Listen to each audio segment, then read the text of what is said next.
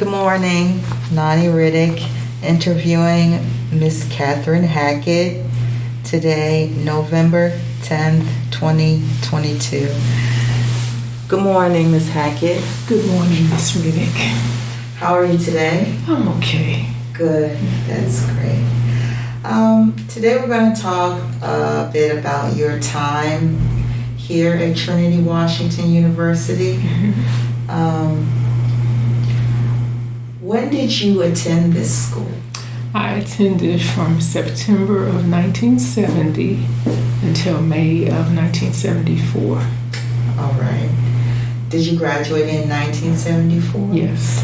Yes. What was your undergraduate degree? Mathematics and economics. Wow. Yeah. That's impressive. Oh, okay. What did you do after graduation? Most of my career I worked at the Bureau of Labor Statistics.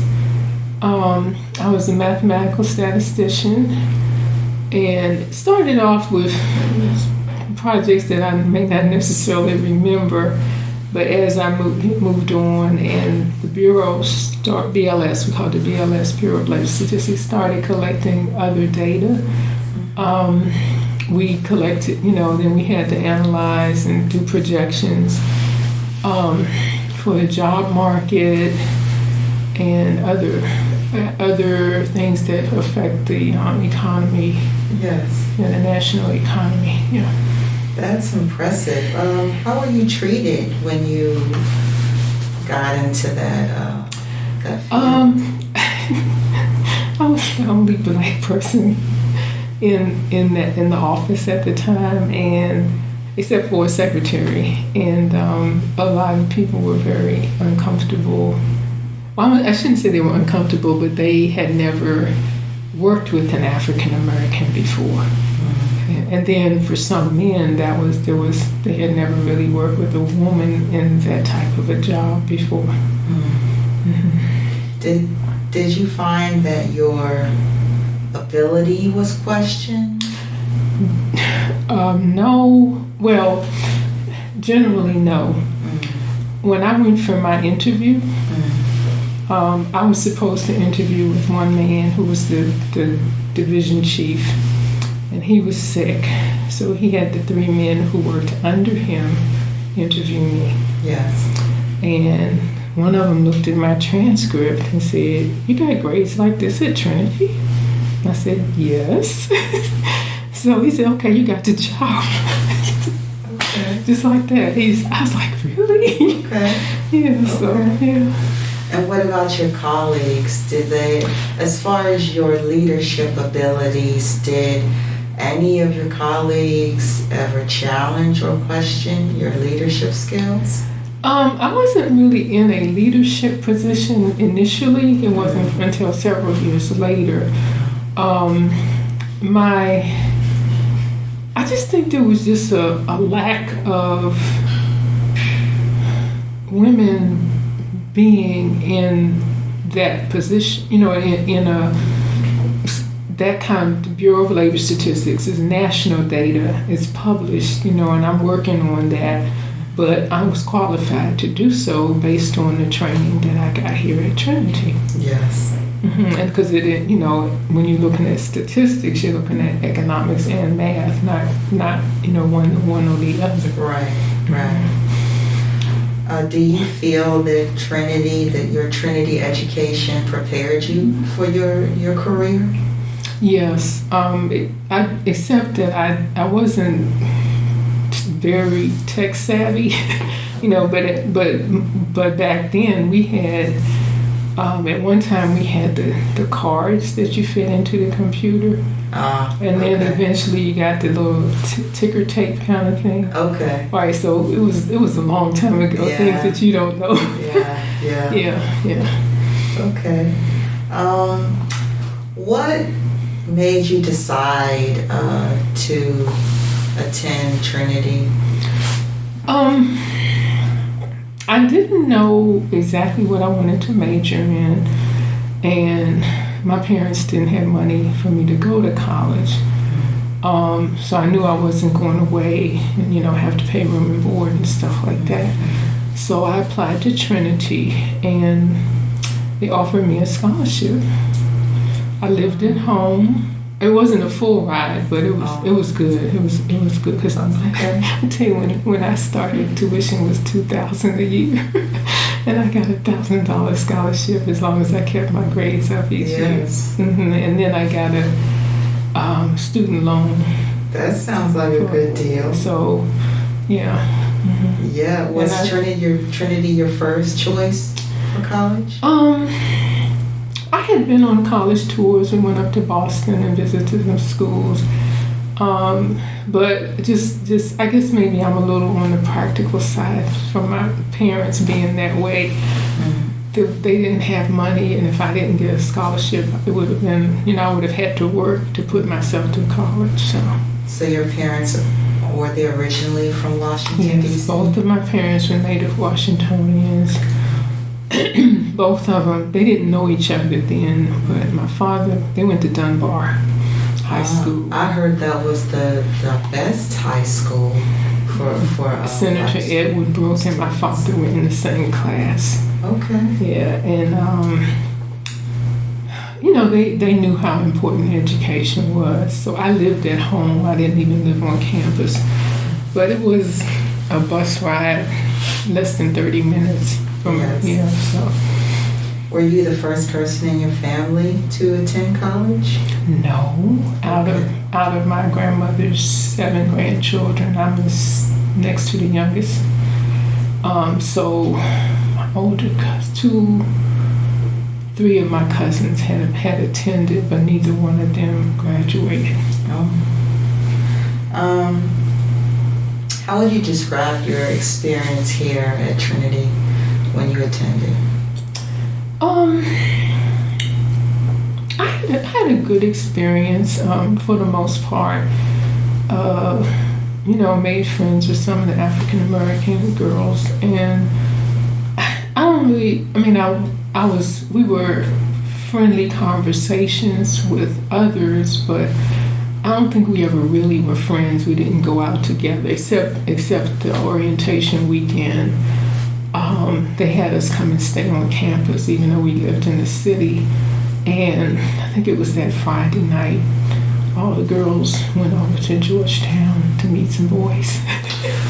Interesting you said that. Miss Jean Kennedy mentioned that in her day, a lot of the girls would interact with boys from Georgetown. Yes. When you mentioned, you said the term "by others," are you referring to white girls or white students, or who are you referring to? What I'm saying by that, many of them were polite, but then there were some who, and I was telling your director before you got here. We had the experience of going in the bookstore, and you have to purchase your book. Most people purchase the textbooks there. Yeah. They wouldn't give us our change in our hands. They just let it down on the counter. So those kind of, not really subtle, but not out in the open kind of thing. Yes. Yeah. Or I didn't have this problem, but we were on the elevator and coming from the ground level up to second level, where the classrooms were. And there was one girl, she was the class behind me, and somebody got on the elevator and said, 3rd floor, please, because I don't know if you still have dorms upstairs or not. In this building? On the 3rd, no, not in the library, in the main building. The main and along. Okay, so. Along the hall, yes. They would get on and say, 3rd floor, please, 4th floor, please. So one girl says, I'm not your GD elevator operator. So yeah. And then we had a challenge with going in the bookstore, and they wouldn't give you your change in your hand. They would put it down on the counter. Yeah. Right. How did that make you feel? I didn't like it, but after my second year, I worked in the post office that summer. And the only two people down there on that end of the building were the bookstore manager and me. Yeah. She got to be friendly. I guess she saw me, and it's like, I'm not that different from you, right? Right. Yeah, right. it's like, oh my goodness, yeah. That was my next question. Did you experience any challenges at Trinity as a woman of color? That's sounded like. Yeah, and I wasn't the only one. Like I said, and I think she was more accepting of me after I worked at the post office, and probably in part because we were the only two people on that level in that area of the building for most of the time that I was working in the post office. Okay. What do you remember about, I'm aware you said you weren't here from 72 to 74? No, I was here from September of 70 until May of 74. 70 to 74. What do you remember about the integration that happened just a bit prior to you being here? Like the race relations overall. Not a lot. I mean, I guess more what was on television, because I grew up in D.C. and I went to a school that was less than a mile from my house, and everybody there, most of the student population was African American. So when you attended here, most of the students were Black? No. When I went to high school, most of the students were African American. Yes. Yeah. Yes. So you mentioned about the elevator incident and the bookstore, but what about things like classroom? How was your classroom dynamic with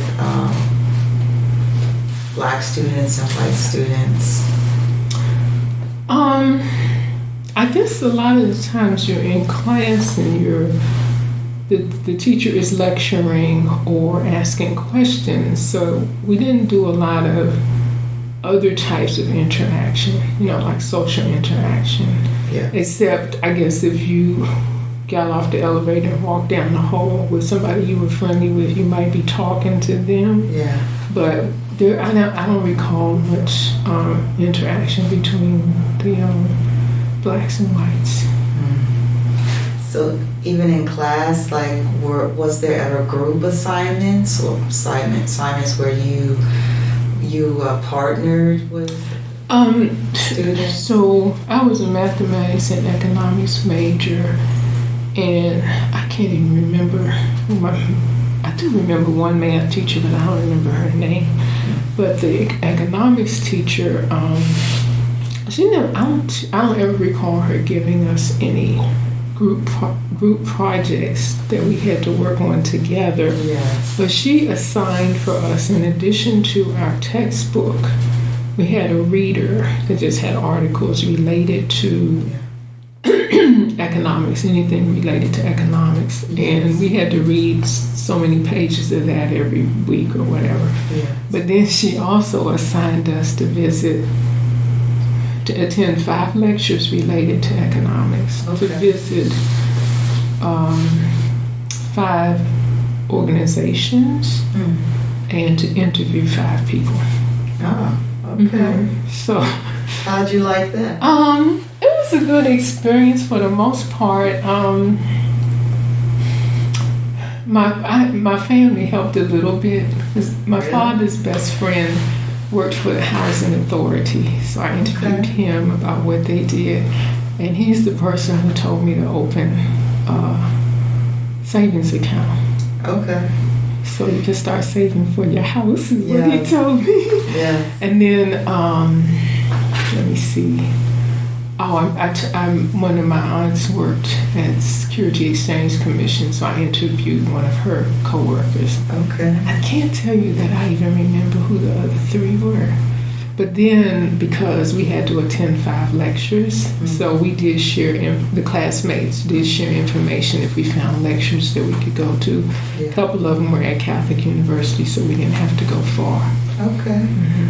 So you had a lot of family that worked for the district government or the federal government? Well, my father's best friend was district government, the DC Housing Authority. Mm-hmm. But my aunt worked for Security Exchange Commission, and that's federal government. Yes. Yeah. That's interesting. And you worked for the federal government? Yeah, I ended up working for the federal government. Wow. Did you involve yourself in any clubs, like extracurricular activities at Trinity, organizations? I joined the Black Student Alliance and participated in that. And there was, I don't know how long it had been in existence, but it wasn't a large group, but I would say, let me see, I know Gail, 2 Lindas. There must have been at least, I would say almost every African American girl in our class, the class of 74, participated. Okay. What was like some of the things you all championed, or what was your agenda? To be treated fairly, stop telling me the 3rd floor, please. Mm-hmm. Stop throwing my change on the counter and that kind of stuff. Mm-hmm. Yeah. Mm-hmm. Okay, and would you say your demands or your requests were met? We kind of sort of forced them. Well, what happened with that? There was a Mackey machine, dispenses the candy bars and cookies and whatnot. And the guy who filled it up was friendly. He was African American. He was friendly. So his name was Woody. In fact, we called him Woody. Okay. And so we were talking about it one day when he came in, and he said something. So we said, you know what? Let's get some change. So we got Woody to give us change. So we went in the bookstore.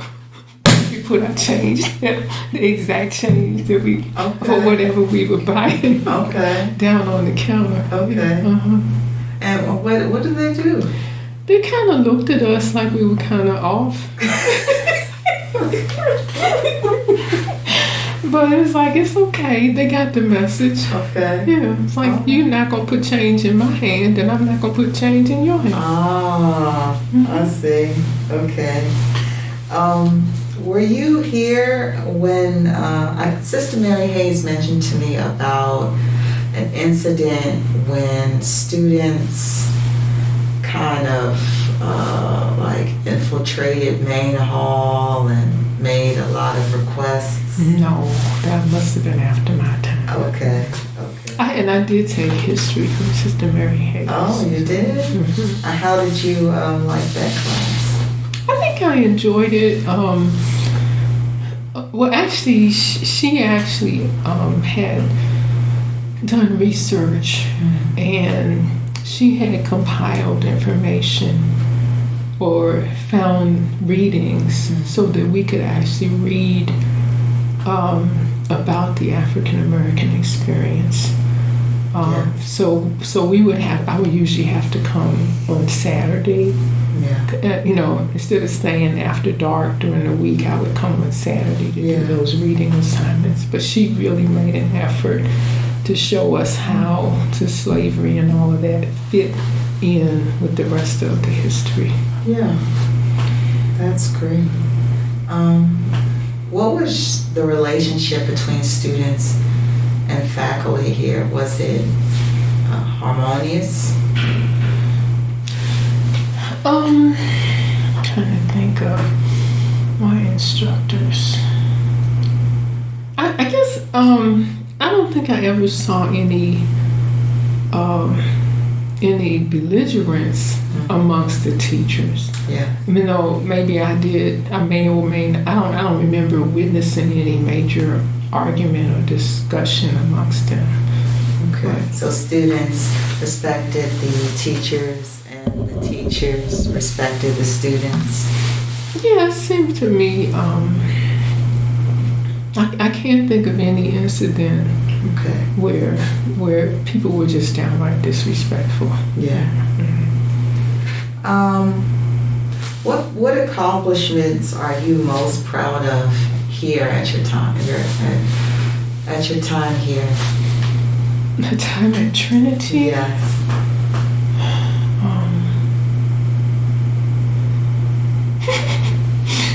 I guess being able to complete my assignments and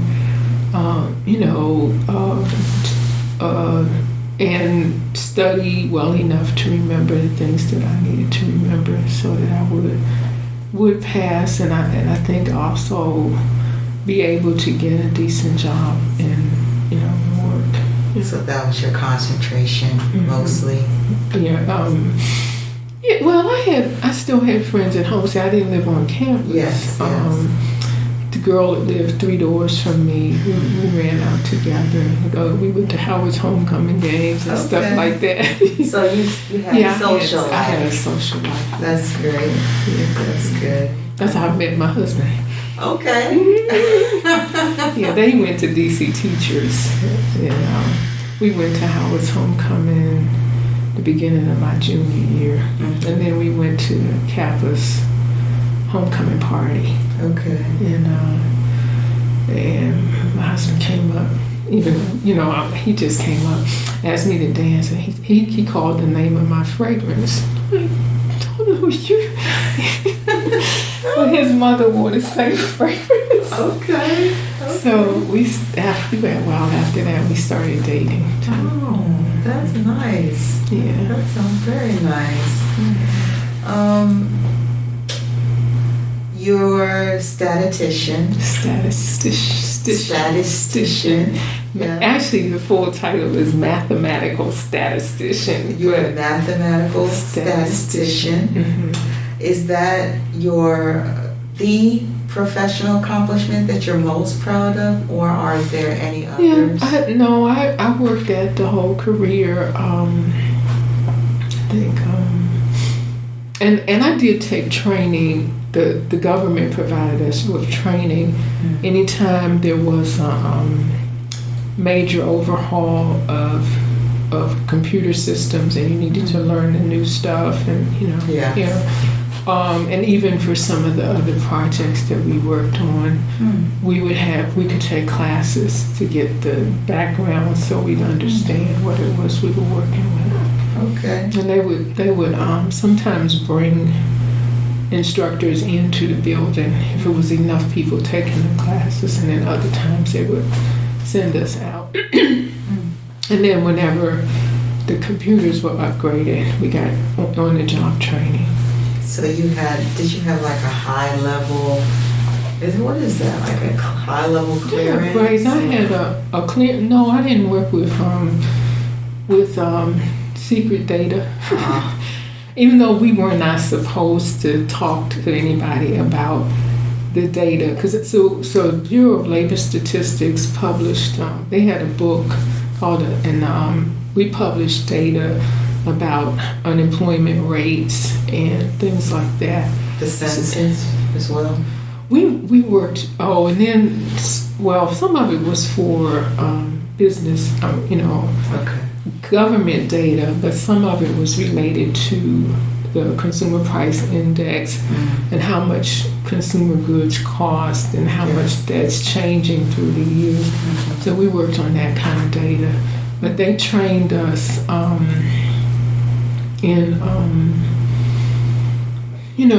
if it was some new computer system they were converting to, they would either have a company come in and train us on site or send us out to some training. And that not just for the computer stuff, but also for some of the mathematical, the statistical processes. Yeah. So did you feel valued at your workplace? For the most part, yes. Okay. But not with my last supervisor. What happened there? He was a young white man, and I think he thought he was better than other people because he had a master's degree, and I think he was almost finished with his PhD, and so he just acted like,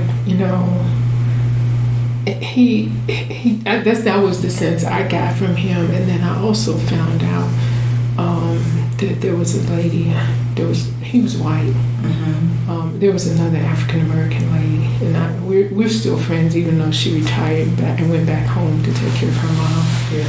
But the white lady, Sylvia and Sharon initially sat in the same office when Sharon started working. Okay. But then when we moved to another building where they had the cubicle, so everybody had their own space.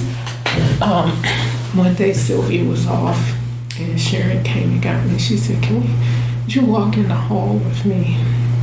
And she was upset because the supervisor said to her, he wasn't satisfied with something that she had done. Yes. Work-wise. Yes. And he says, well, if you would marry me, you don't have to do any of this work. You could just stay home. The supervisor said that? Yeah, I said, he said that to you? Did you say he was white? She was white too. She was white. Oh, okay. She was white also. Okay. She was white also, but I couldn't believe she said what?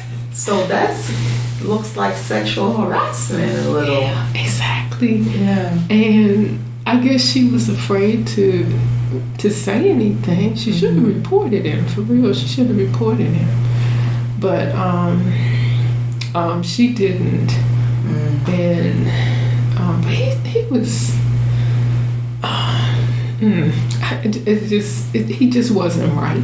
That wasn't right. You don't do that. Yeah. I mean, it's one thing if y'all find you like each other, you go out to a movie, go to a dinner or something, and start a relationship there, but it should not be mixing the job with this personal stuff. But I don't think she ever reported him. I'm sure she didn't. But I never had. She continued to work. Just tolerated it. Well, I don't know. Maybe he stopped, but I didn't want to tell her. I didn't want to be in the middle of it. Yeah. Because I was in an organization and we used to have our meetings in the building on Saturday. They would let us come in because it was about public speaking, public speaking. And I had left my notebook for the meeting upstairs. So when I got down there Saturday, I went up to the office to get my notebook, and he and a lady worked across the hallway in the office together, and it wasn't business. So did you find that was a common thing, like that was regular? No, I didn't. And I never had anyone approach me like that. Okay. Never had anyone approach me like that. Yeah. On the job. Yeah. Well, that's good. Yeah. Yeah. Have you traveled outside of this country? Yes. Oh. When I was in 1968, the Olympics were in Mexico. Yes. And they had something called a World Youth Camp. I had never heard of it before. Yes. And it seems like there was a lot of planning and preparation before I knew anything about it. But the State Department and Bristol Myers was the corporate sponsor. Okay. And so they would bring in kids, teenagers between 15 and 20 from all across the country. Yeah. And did I say Bristol Myers ran if International Airlines was providing the flight. Okay.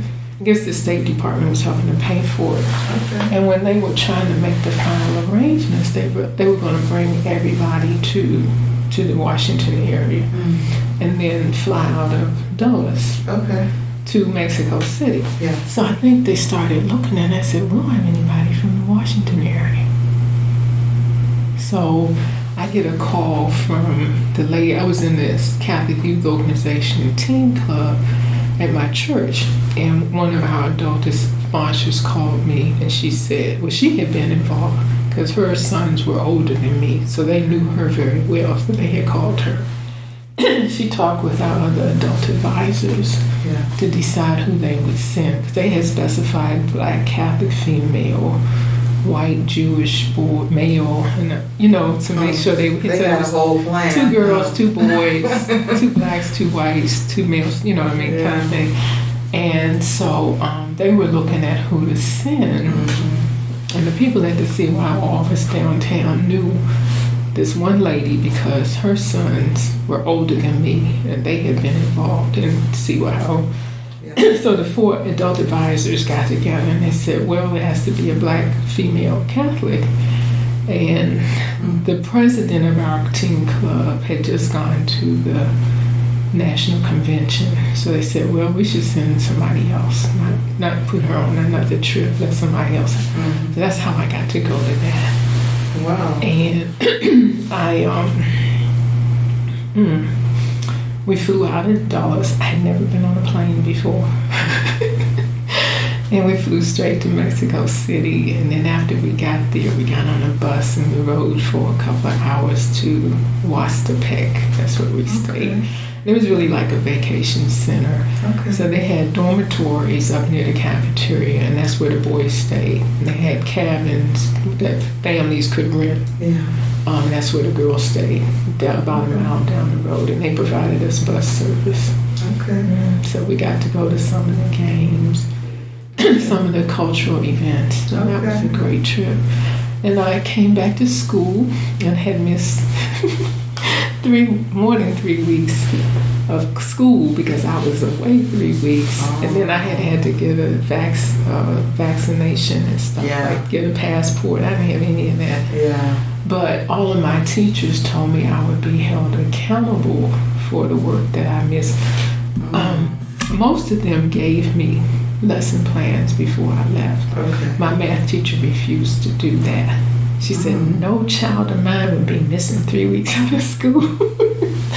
So anyway, and I was taking physics that year.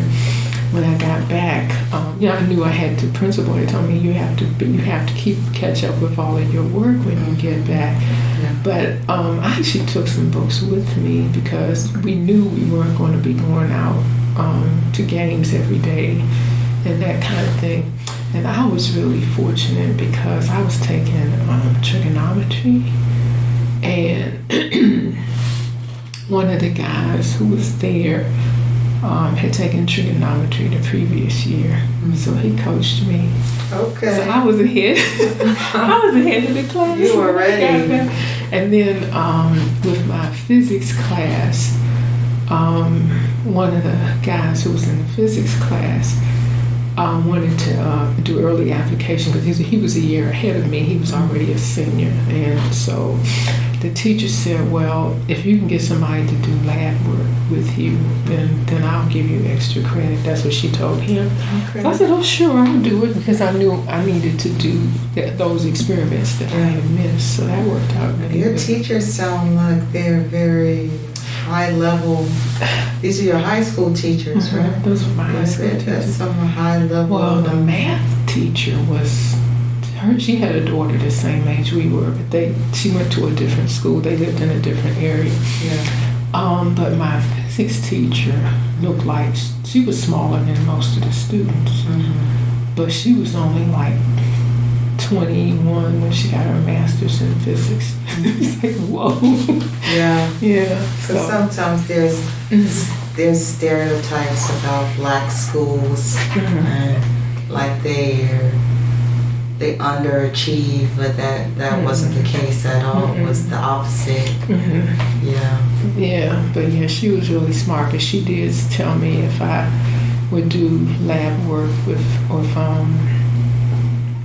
Douglas, that I would that would account. She would use the credit for that. For the time that I missed from school. Yeah. And he wanted to do extra lab work because he was already a senior. I was a junior. Yeah. And he wanted to do early applications. Yeah. And he wanted to bring his physics grade up before he did that. So, wow. So I've had blessings that I never anticipated, kind of thing. Yeah. Was your family Catholic? My father's family was Catholic. My mother's family was Baptist. Let me see. My mother's mother died when she was 16. Her brother was 20, I guess. And their younger sister was just 6. So she said back then men didn't raise children. Right. So her father had sisters who had a boarding house. So she and her sister went to live with the aunts, 3 aunts. And her brother was, when he finished high school, he went in the Army. Okay. Yeah. So in my father's family, he was number 4 of 6 children. And all except the second oldest brother. It was one girl. The girl was the baby. Mm-hmm. All except the second brother were in the military. Yes. But he wasn't because he had a hearing defect. And but I was so, they lived in D.C., grew up and lived, my father's people grew up and lived in D.C. He was raised a Catholic? Yes. My grandmother was a devout Catholic. I don't know how old my father's father was when he died. Yeah. We have a picture of him that we found when we were getting ready for my mother's 90th birthday. And my older brother looks like my father's father. Okay. Okay. Mm-hmm. Do you still work as a statistician? No, I retired. I guess I was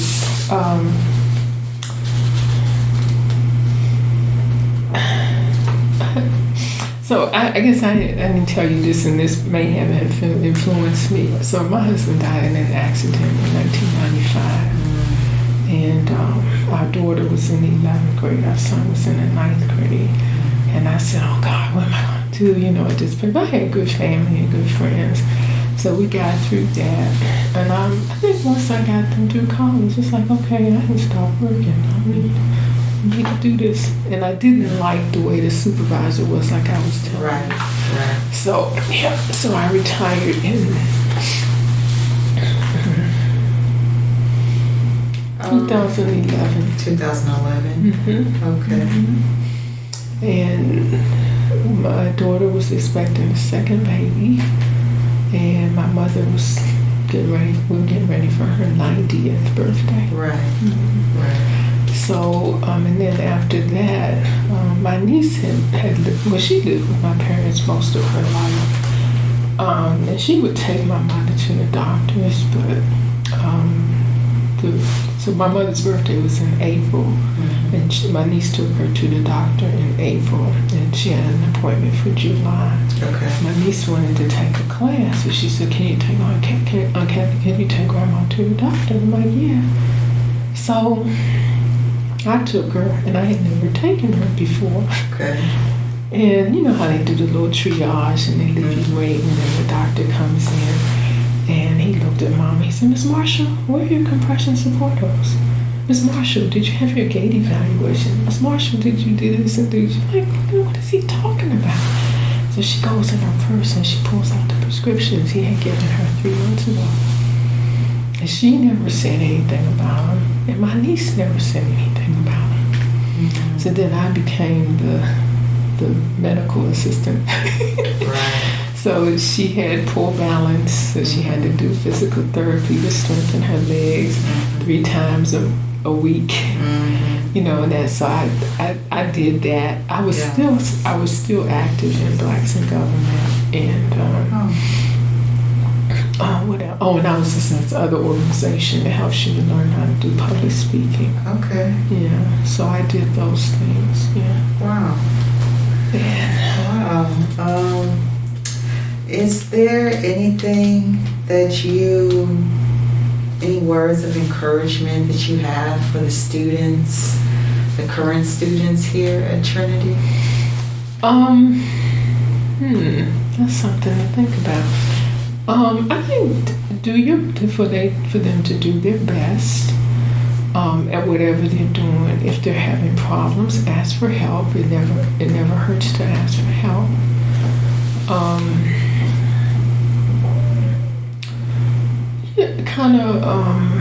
Don't let people force you to do anything that you don't want to do. Just kind of be true to yourself.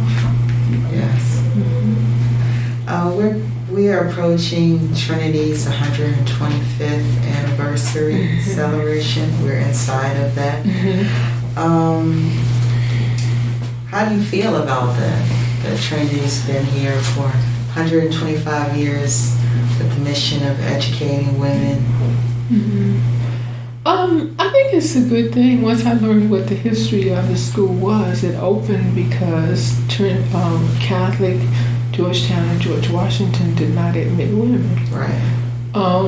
And then I kind of knew that once those schools did start admitting women, enrollment here plummeted, and there was fear that that Trinity wouldn't have enough students coming to continue running the school. Patricia McGuire and I were in the same class, but we didn't take any classes together. Oh, really? Yeah. Wow. So it was interesting because I would come for the reunions. Yes. And one of my former neighbors she was in a little group, and they raised money to provide books for students in the Shaw area. And they invite, how those little, have tea with us kind of thing. Yeah. So I donated to that, and they had after they had a successful fundraising project. Okay. They had a little tea to thank the people who had donated, and Patricia McGuire was the speaker. Wow. I said, do you remember? She said, of course I remember you. Like, wow.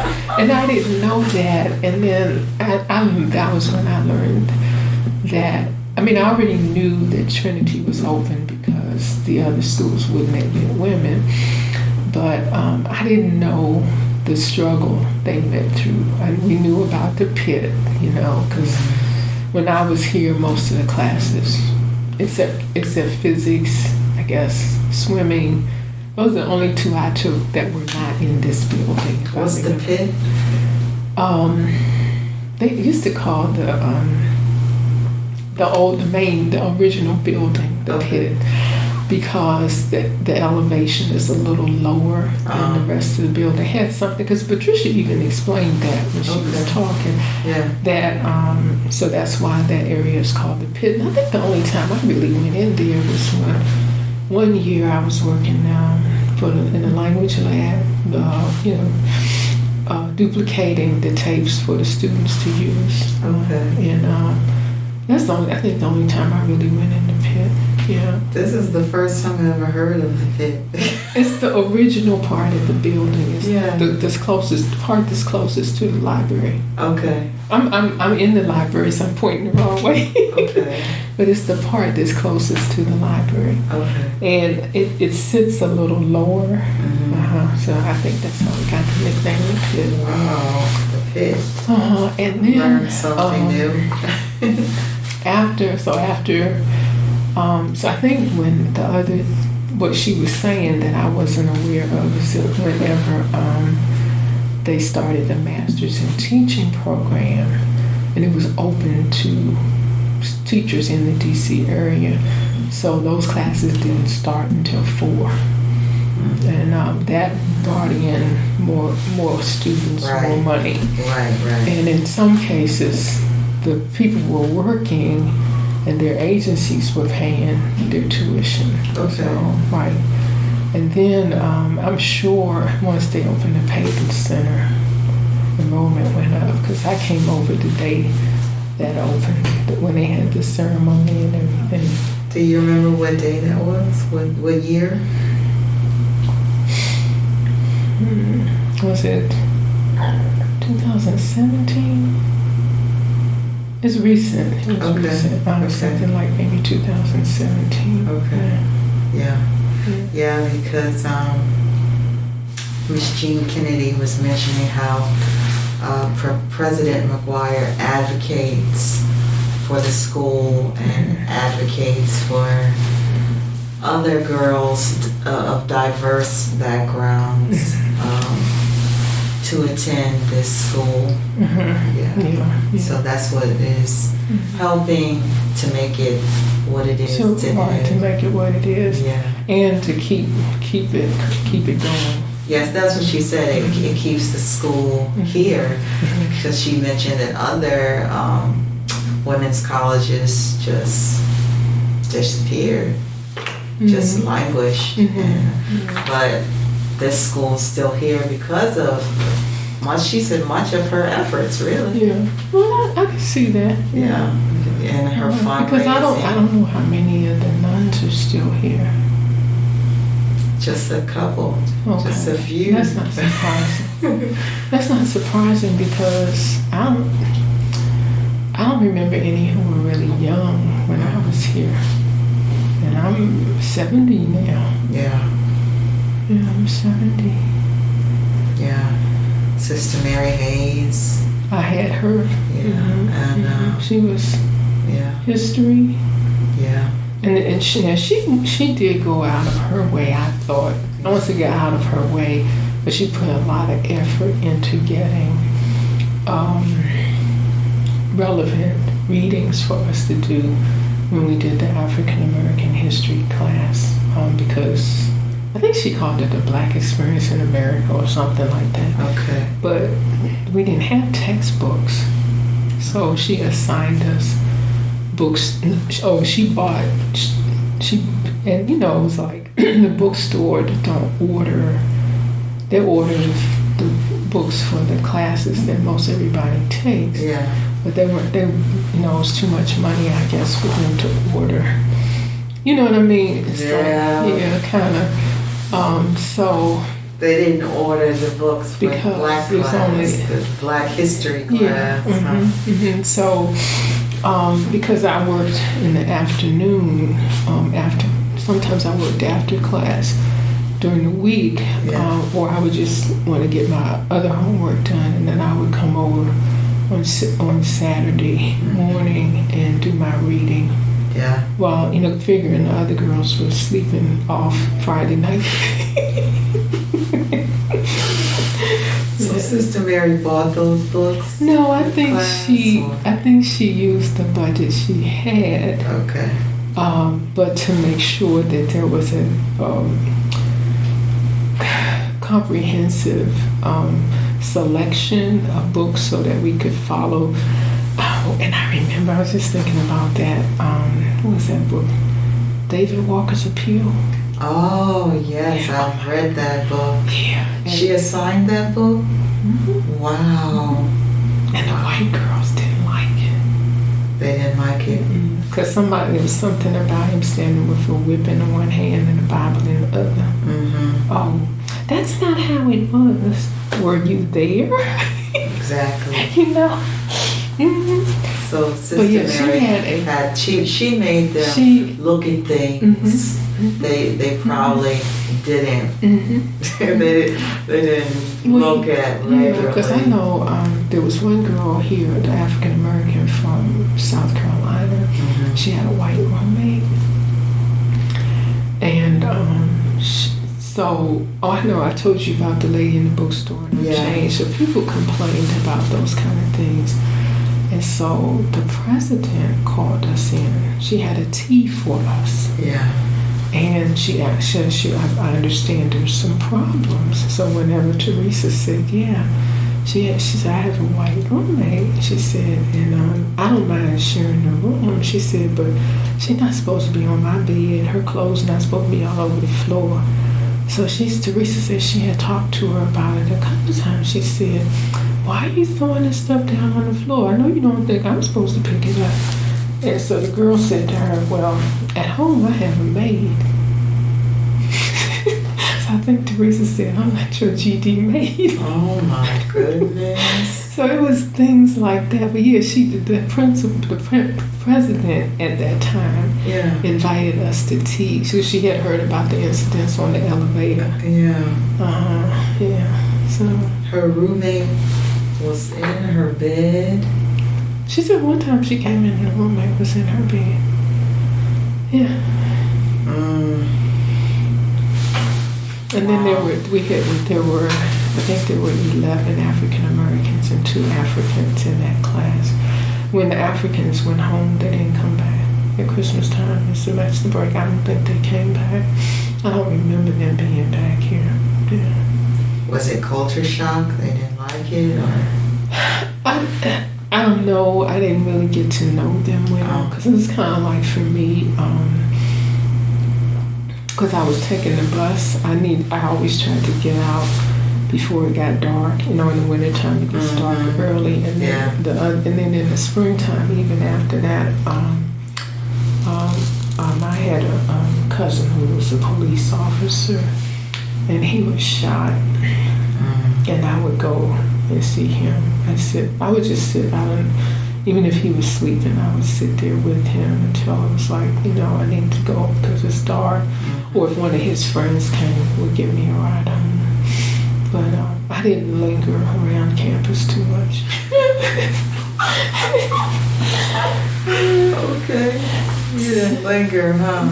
No, because I don't want to be out catching the bus, and I had to transfer. It wasn't like a straight route. I'd have to get off of one bus and get on another.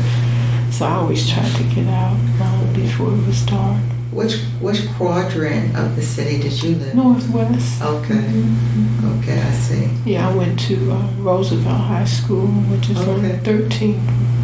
They say 13th and Upshur. Yeah, I'm familiar with that. Okay, so I went to Uptown. You lived uptown. But we thought of Uptown as being the other side of the park, Connecticut Avenue. Like where Tinleytown and stuff. Okay. But I've heard people say that. Yeah, that's what they call it. They call it Uptown. Yeah, so, they did. Okay. But my parents were very down-to-earth people. We lived comfortably. My father worked in the post office, and my mother had worked before they got married. But then after she had children, he didn't want her to work. He wanted her to stay home with us. And she did. Okay. But you know what? What? She always told me, don't ever give your career up. She regretted doing it. Really? Yeah, she regretted it. Yeah. Was like she was it the gender roles that were expected? It wasn't. No, I don't think he just, for whatever reason, he just wanted her to stay home and take care of us. And he provided for us. We didn't take vacations. We didn't have money for vacations and stuff. But in the summertime, he would drive us to nearby beaches, or he would look in the paper and find the free concerts down on the tidal basin and stuff. We did things together as a family, but it wasn't. But she used to tell me that when I was young, I didn't understand. But then as I started getting older, maybe even when I was in economics, and thinking about, okay, yeah, so she was the babysitter before her grandchildren went to school. So she wanted you to value your independence. Okay. She never said that way. Right. But I knew what she meant. She said, don't give up your job. Yeah. Wow. Yeah. That's impactful. And you didn't. No, I didn't. Right. And I had the best babysitter in the world. But no, my niece was the first grandchild. And she's 4 years older than my daughter. And then I only left them with my mother until they were like time to go to nursery school. Because I didn't want her to be tied down all the time. That's right. I picked a nursery school that was 2 blocks away from her house. It was a good nursery school. Okay. And she, and then as I, when I, even with the kids, I would still take, my father didn't like shopping. So sometimes if they were going to go out, he was in a club, the guys played cards every other Thursday evening. And but every year for Valentine's Day, before Christmas, I forget what the those were the two cold weather occasions. They took their wives to Kennedy Center or some dance or something. Oh. They were good. They were just about, I think it was about 8 or 9 guys in the club. Oh. Yeah, so they were real good to their wives. Well, that's good. So she got on, and then I took her out. She never drove. So on the weekends, I would take her where she needed to shop. So my father did like shopping. So one day he actually paid me. He said, I'm going to give you this money. Take your mama shopping so she can buy a dress for this thing. And he gave me lunch money. But he was really good to her. He was good to everybody, though. Yeah. He was good to everybody. Wow. So yeah, I'm glad that she told me that. Don't give up your. I don't know that if she hadn't told me with her, I don't think I would have given it up. Yeah, both of them finished high school, but she didn't go to college at all. And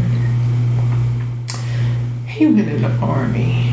And then at a point after he got out of the Army, he did take some classes in business school, but he never got a certificate or anything. And what I found out when we get ready for her birthday, her 90th birthday, we were going through pictures because one of my best friends said, we need to do a slide presentation. So my mother and I sitting there going through. She said, well, what is this? I said, I don't know what that is. So we put it over to the side, but we found a document that was a deed to my grandmother, what I always thought was my grandmother's house. Yeah. My father's the one who helped her buy that house, even though he didn't live there. Okay.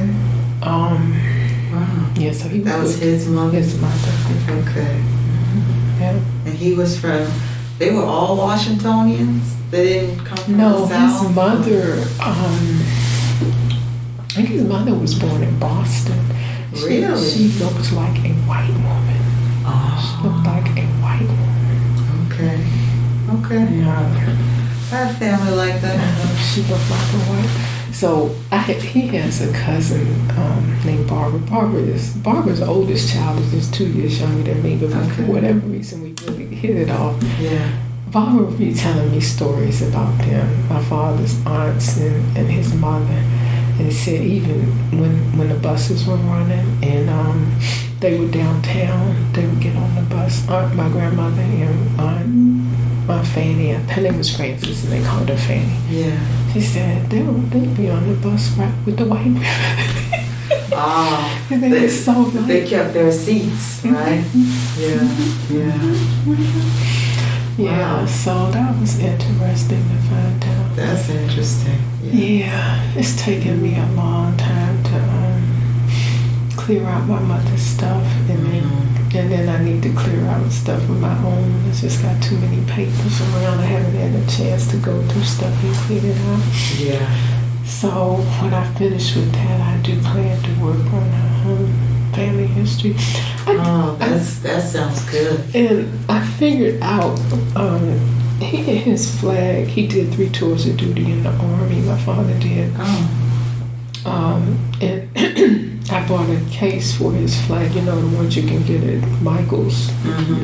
Yes. And it something fell on it, and the glass broke. So I took it to Ace and Hardware and asked them could they replace the glass.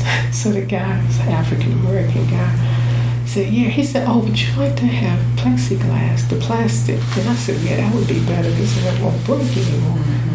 So the white guy stood in there and said, you can't cut, because you know the box is a triangle. He said, you can't cut that on an angle. And so the guy was waiting on me. He said, yeah, I can. He said, no, you can't do that. He said, maybe you can't, but I can. So he cut the plexiglass perfectly. Yeah. And then I did a little, it's like a little list. I had a box for homes, schools, jobs, military service, and I taped it to the inside of the thing, so when they can look at the flag and see what he did when he worked. Yeah, that's interesting. Yeah, and there was a, I think think it was at Costco. There was a book, Grandma Tell Me Your Story. And it asked all these questions, stuff I hadn't thought about for years. Okay. And I started trying to write it in the journal, but you don't write as neat. And I said, I'm gonna just type these questions into the computer. I'm gonna type the answers in, and then I can print it off for each of I now have 4 grandchildren. Oh. And my daughter and son-in-law have a 17-year-old girl who's a senior at Bowie High School. She plays the violin. She's been playing the violin since she was in the 3rd or 4th grade.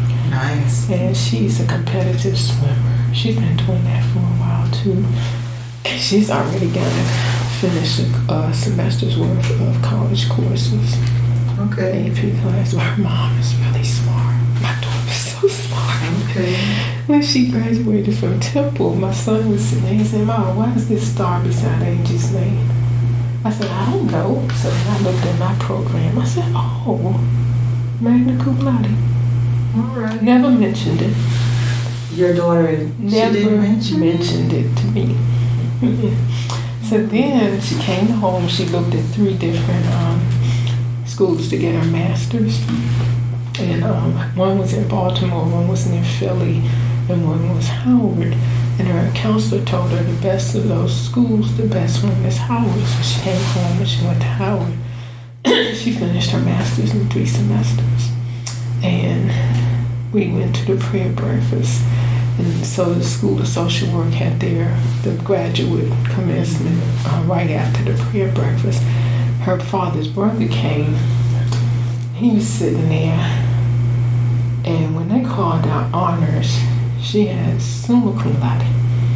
And he said, why didn't you tell me? I said, well, she didn't tell me. And she's very modest. Wow. And then my son, they live in Bowie, and my son and his wife live in Clarksburg. It's a little past Gaithersburg. Okay. And they have twin boys who will be 4 on January 2nd. All right. So you're busy then. I'm grandma, because when my daughter or her husband are out of town, I end up picking somebody up. Okay. And then I haven't done that much with my daughter-in-law worked at home until this fall. She started working, and the boys are in a preschool now. Okay. And early in September, first part of September, they said, the boys' school is having Grandma's Reading Day. And I said, what is that? They said, they just want grandmothers to come up and read to the kids. So, I went up there.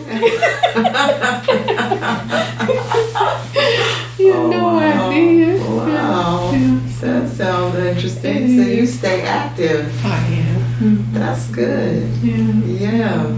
And then I think Trinity probably prepared you. It did. Yeah. It did. Some of the experiences here, because even though there were a few Caucasians at my high school, Roosevelt, there weren't that many. They were a minority. But being at Trinity did help prepare me for the real working world. Yeah, it's like you're like a community and a family activist. Yeah, I would say. Yeah. Well, so last Friday was Grandparents' Day at Riverdale Baptist School. That's where this 10-year-old granddaughter is there. And she sings with the choir. And what else does she do? Oh, she does gymnastics. Okay. Gymnastics. All right. So you're proud of them. It sounds like they're proud of you. Yeah. And I get to help the 10-year-old. I've been on her about memorizing her multiplication tables. Yeah. I've been telling her that since last school year. Yeah. Wow. Yeah. We've talked about some great things today. Yeah. See if I can show you my babies. Okay.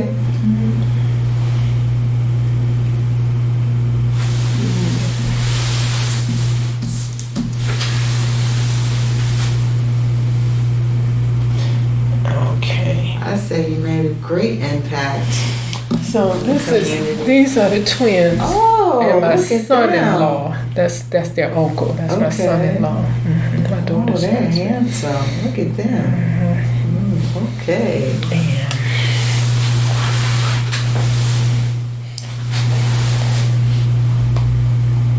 this day I went to Grandma's reading day. So they're Okay, that's them. These are the twins, right? Oh my. They're not identical. Yeah. I can tell. One has great blue eyes. His mother's Portuguese. Their mother's Portuguese. Okay. Okay. He has great blue eyes. Oh. I'm sure they were happy you were there. The other, Grandma. Uh-huh. Yeah, let me see the girls now. I think I don't have any pictures of them. I had pictures of last year's school pictures. Yeah. Wow. You know what? I'm gonna show you this one too about the boys. Okay. After my son and his wife moved, they just moved into that house last spring. Cuties. And I was cleaning my garage out, and I found this storage tote. I said, "What the world is in this storage tote?" And I opened it up. It was my son's toys. Okay. So I took the storage tote up to them. So that's these are the toys? that were my Oh. son's toys. Yeah. They look like they appreciate a little those race car toys. track. Yeah, they said they had a good time with it. Yeah, they are so handsome. Wow. Yeah, we have my girls. Blue, you said blue-gray eyes. Huh? Yeah, Liam looks like his dad. He's brown like his dad. Essentially. Yeah, this is Mariah. This is your granddaughter? This is the one who's 17 now. Okay, okay. She's a grown woman. Yeah. Yes, she's 17. She's getting ready to finish. She's in the 12th grade. Okay. And we have birthdays together. Her mom's is the 2nd of August. Mine's the 4th, and hers is the 5th. Okay. Wow. Your birthday is the 4th of August? Wow. Wow. Okay. So, yeah, they did and this is Amira. She's 10. Oh, they look smart. I'm sure they got good grades, don't they? In school, yeah. Yeah, they look like it. Yeah, so that's what I keep busy with. Yes, I'm glad to hear that you are very active and influential in your family and in your community. Yeah, because I'm still active, well, not as active as I used to be in my Blacks in Government chapter. Yeah. I do try to support the fundraisers, even if I don't do everything else. Yeah. But I do that. Yeah. Wow. And you're a mathematical statistician, and I think that is just stellar. Oh, okay. Because especially at this time where girls are getting influenced to do STEM, like science, technology, engineering, math, and for the Trinity community to hear about how you're a successful mathematical statistician with that had a very good career, and you, I would say you didn't experience many of the negative things that some women talk about with their careers, or that you possibly overcame those things. Yeah, I think, and that probably was one of the reasons I joined Blacks in Government, because it's an advocacy group, because people working in the government knew that, you know, the white people didn't treat black people the same way they treated other white people. Yeah. And it's a large organization now. Yeah. Like really large organization. And you were a member of the Black Student Alliance. That probably helped you get with the Blacks in Government, right? Yeah. Wow. Yeah. So I thank you for your interview and your time. It was an honor to speak with you. about your time at Trinity, about your professional career, your personal, your family life. I think that Trinity appreciates you. I think we see you as a pioneer as well for women's rights. Okay. Yeah, and a great example of that. And this concludes our interview for today. Okay. Thank you. I enjoyed it.